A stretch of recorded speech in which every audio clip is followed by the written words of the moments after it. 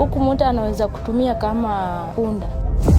Nataka pia wajue sisi pia ni watu, lakini kosa tu pesa. In most African countries, pretty much everyone either employs a domestic worker, is related to a domestic worker, or is a domestic worker. They're mostly women, many of them young girls, commonly referred to as house girls. But how much do employers even think about who their maids really are or where they come from?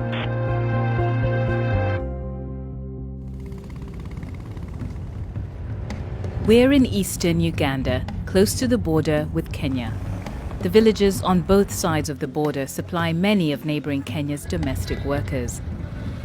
It's here that we meet Esther, who's 21 and plans to leave for Kenya's capital, Nairobi, to find work as a housemaid. Kazi iko lakini pesa ya huku ni kidogo. Si unajua huku wanakupatia just 30 per month. Sasa hiyo pesa huwezi subiri na hiyo. Tunaendanga huko juu tunapata pesa mzuri huko. Naweza kaa kutoka asubuhi mpaka mchana lakini sioni hata kitu. Ndio nimesema wacha niende huko. But Esther isn't the only one with this plan. All along the border, Ugandan villagers are giving up their daughters in this new wave of migration. This is Euphrasia. Her granddaughter, Scovia, left for Nairobi 2 months ago. Maisha yalikuwa mbaya.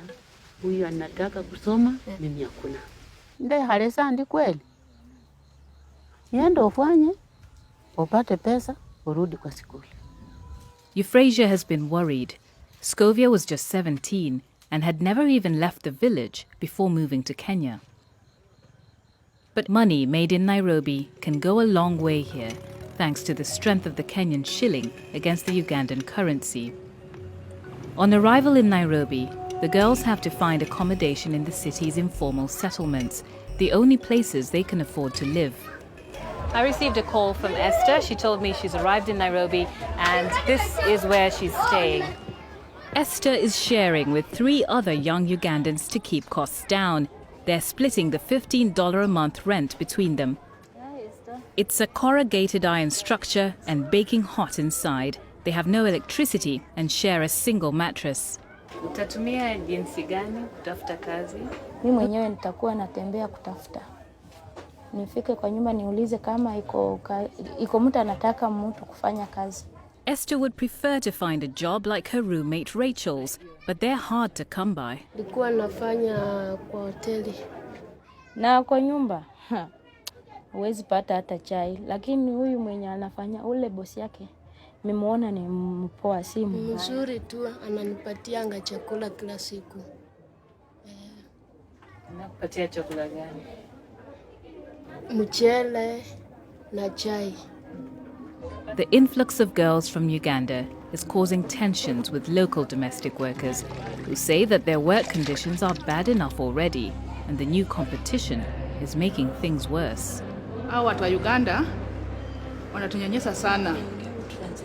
Ukipata kazi unapiga bei mzuri, akikuja anaharibu bei. Sasa ukienda kuuliza kazi mahali anaambiwa wewe Mkenya, mimi sitaki Mkenya. Mimi nataka wale wa Uganda. Nyinyi wa Kenya bei yenu kali. An abundance of girls looking for work means employers can easily take advantage of their situation. Edith Morogo runs a shelter for girls who say they've been abused or mistreated. I see domestic workers as a unique group of workers because of the conditions under which they work. They are confined. Many of them do not even have the permission to leave the employer's household. So they work in slavery-like conditions. One of the latest arrivals at the shelter is Scovia. The same Scovia whose grandmother has been worrying about her in her home village in Uganda. She was brought in by police after being caught without documentation and is now being sent back to Uganda. The shelter has promised to help pay for her to go back to school. Scovia, when you go back there, please make a future for yourself. You've seen how hard it is without documentation here in Kenya. Sasa sikuwa najua naweza kufika mahali paka kama hapa. Lakini ilikuwa mpango ya Mungu kufika hapa. because wazazi wangu wote walikufa, mwanofa. We drop out of school because of school fees. Nimekuja hapa ananirudisha shule. So I'm happy for that. I'm very happy for that. Esther is still in Nairobi and has found a job in a restaurant, but she has to walk the long distance there and back every day. She works from dawn to dusk for little pay, and recently she and her housemates were robbed of everything they had. Nikikaa hapa hivyo, hakuna mwenye atanilipia rent, hakuna kukula. Tafadhali wacha niende nitezeke, nipate changu nirudi. Nataka pia wajue eti sisi pia ni watu, lakini kukosa tu pesa. Unajua sisi tukikuwa na pesa, tukikuwa tu the same. Maisha sikekuwa poa sisi wote, lakini sijui Mungu pia alipangaje. Wengine wakuwe maskini, wengine wakuwe hivyo. Scovia has made it back home. But the factors that pushed her to seek work in Nairobi haven't gone away.